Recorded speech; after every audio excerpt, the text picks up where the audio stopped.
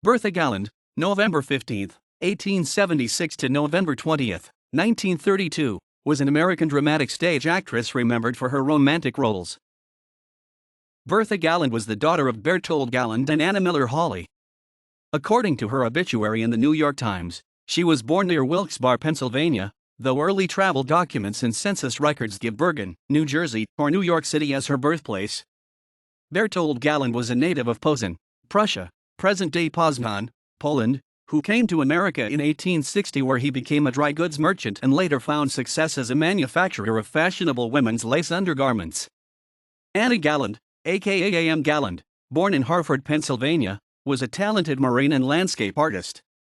Anna's sister, Effie Julia Hawley, was the wife of Louis Arthur Watrous, a one-time lieutenant governor of Pennsylvania. Galland took to the stage about age 20 after studying drama for several years in Europe and later in America as a student of George Edgar, a former instructor of actress Margaret Mather.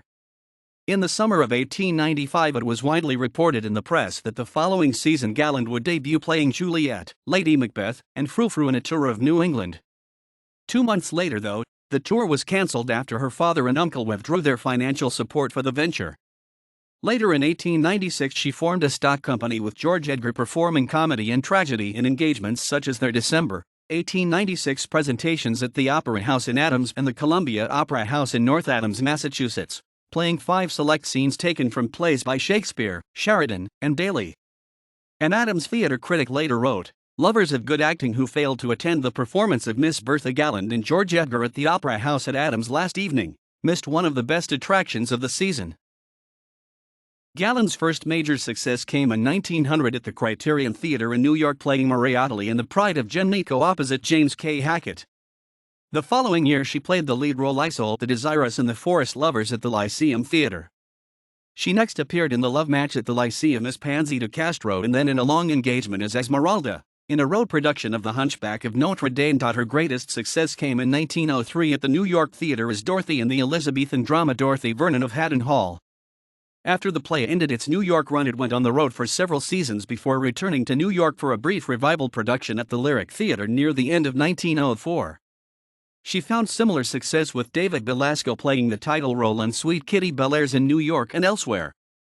After a brief absence from the stage, she returned in 1909 to star in the modern fantasy The Return of Eve, staged at the Herald Square Theater early in 1909.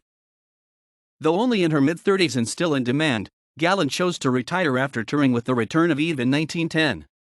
During the remainder of her life, she stayed active among theater circles, wrote and traveled with her mother.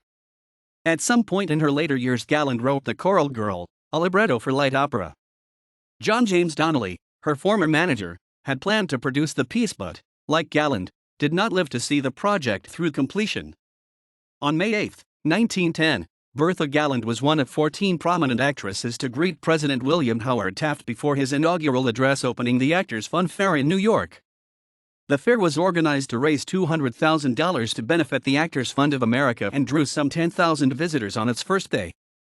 On May 2, 1929, Galland presented President Herbert Hoover with an illuminated copy of a song she composed as a possible American national anthem called America Beloved Land. The song had earlier been performed by the U.S. Marine Band at Hoover's inauguration celebration. The following year, at the 12th Nightclub's annual celebration held at the American Women's Association Ballroom on West 57th Street in New York, Galland recited a poem she composed for the club's guest of honor, producer Daniel Frohman. 6 months later, Frohman, who was then president of the Actors Fund, read a poem by Galland at a luncheon following his annual inspection of the fund's retirement home in Englewood, New Jersey. Galland possibly had some connection with her father's business, for in 1907 she was issued a patent by the U.S. Patent and Trademark Office for a design for a lace fastener/yoke for a nightgown or kimono which could be removed prior to washing the garment, thus protecting the lace fastener from damage. This design allowed a more expensive lace upper section to be attached to a common nightgown. Bertha Galland died in an automobile accident in White Plains, New York on November 20, 1932. At the time, she was a passenger in a car with her mother and a family friend. Their driver was unable to stop in time when a car pulled out from a side street.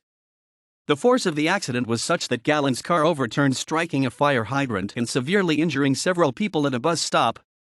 Galland died on the way to hospital and her mother shortly after arriving. While both drivers later claimed they were driving safely, eyewitness accounts indicated that the other driver ran a stop sign and that Galland's car was traveling at an excessive speed.